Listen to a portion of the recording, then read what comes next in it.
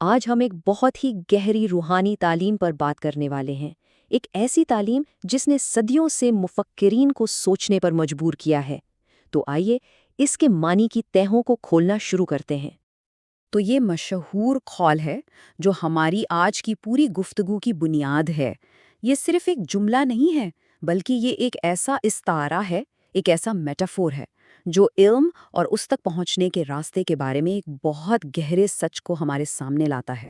لیکن سوال یہ پیدا ہوتا ہے کہ اس کے لفظی معنی سے ہٹ کر اس کا اصل گہرا مطلب کیا ہے؟ ہم اس کے ظاہری الفاظ سے آگے بڑھ کر اس کے پوشیدہ یعنی باطنی معنی کو تلاش کریں گے تاکہ اس کی اصل گہرائی کو سمجھا جا سکے۔ تو سب سے پہلے آئیے اس گھر کے تصور کو سمجھنے کی کوشش کرتے ہیں جس کا ذکر اس تعلیم میں کیا گیا ہے۔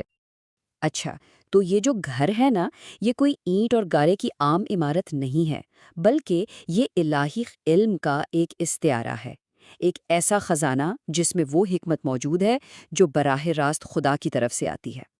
تو ٹھیک ہے، یہ گھر علم کا خزانہ ہے، لیکن سوال یہ ہے کہ اس گھر کے اندر آخر ہے کیا؟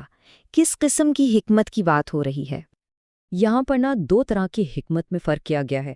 ایک ہے ظاہری حکمت جو مقدس کتاب کے الفاظ میں ملتی ہے، کوئی بھی اسے پڑھ سکتا ہے، اور دوسری ہے باطنی حکمت، یہ وہ ہے جو ذاتی روحانی تجربے اور اندرونی علم سے حاصل ہوتی ہے۔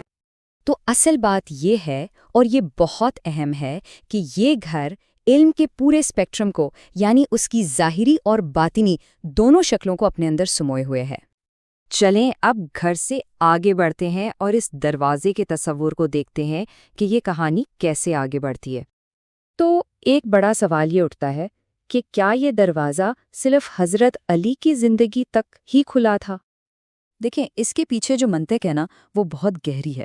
اگر یہ دروازہ صرف ایک خاص وقت کے لیے کھلا ہوتا تو اس کا سیدھا سیدھا مطلب یہ ہوتا کہ بعد میں آنے والی نسلوں کے لیے پیغمبر کی حکمت تک پہنچنے کا راستہ ہی بند ہو گیا، اور یہ بات تو خدا کے عالمگیر رحمت کے تصور کے بالکل خلاف ہے۔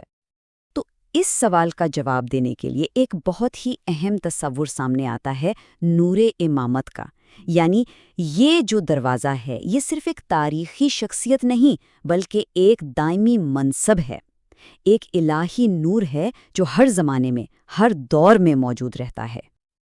اور یہ بات کتنی خوبصورتی سے واضح کرتی ہے کہ الہی ہدایت کوئی محدود چیز نہیں ہے جو وقت کے ساتھ ختم ہو جائے، بلکہ یہ ایک مسلسل بہنے والا چشمہ ہے۔ اچھا، اب کہانی یہاں ختم نہیں ہوتی۔ اسی تعلیم کو ایک اور استعارے سے مزید وسعت دی گئی ہے، اور وہ ہے علم کا شہر۔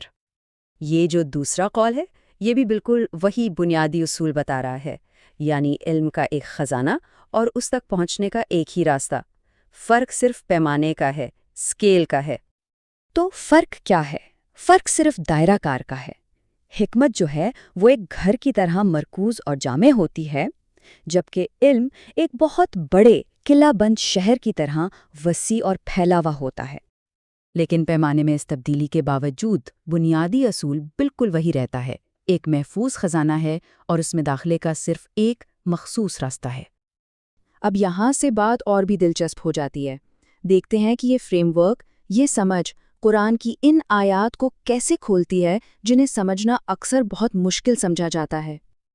اب بظاہر تو یہ آیت ایک ایسی بات کہہ رہی ہے جو بالکل ناممکن لگتی ہے، مطلب اونٹ سوئی کے ناکے سے کیسے گزر سکتا ہے؟ لیکن جب ہم اسے باطنی تشریح یعنی تعویل کی اینک سے دیکھتے ہیں نا، تو یہ ناممکن سی بات ایک بہت گہرے روحانی عمل میں بدل جاتی ہے۔ یہ تشریح کیسے کام کرتی ہے؟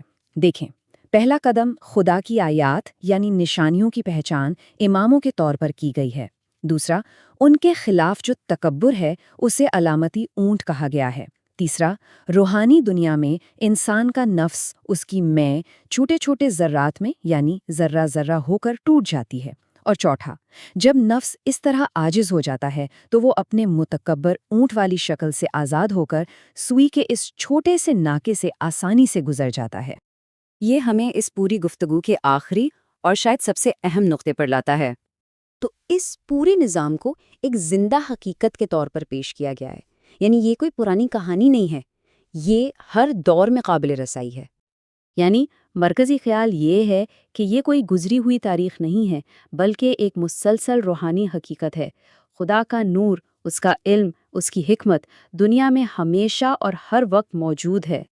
تو آخر میں یہ سوال ہمارے سوچنے کے لیے رہ جاتا ہے کہ اگر حکمت کا یہ دروازہ واقعی ہمیشہ کھلا ہے تو اسے تلاش کرنے اور اس سے گزرنے کے لیے کیا کرنا ہوگا؟ اس گہرے علم تک رسائی کا راستہ کیا ہے؟